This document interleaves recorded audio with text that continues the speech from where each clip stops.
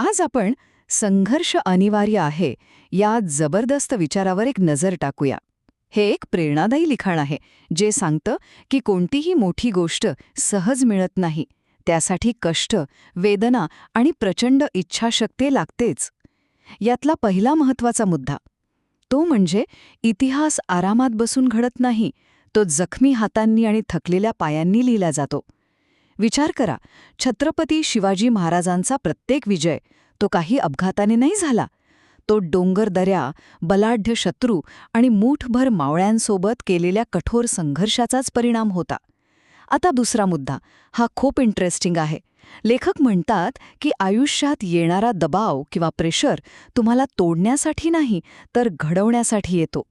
म्हणजे बघा, जसा कोळशावर प्रचंड दाब आल्यावर त्याचा हिरा बनतो ना, तसाच संघर्ष तुमची क्षमता तपासतो. तो जणू तुम्हाला विचारतो, तू खरंच मोठ्या गोष्टींसाठी तयार आहेस का? आणि तिसरा, शेवटचा मुद्दा, जेव्हा तुम्हाला वाटतं ना की आता सगळं संपलं, खूप थकवा आलाय, तीच वेळ तुमची खरी परीक्षा असते. कारण जे लोक संघर्षाला घाबरून थांबतात ते कदाचित सुरक्षित राहतील, पण जे चालत राहतात तेच इतिहास घडवतात.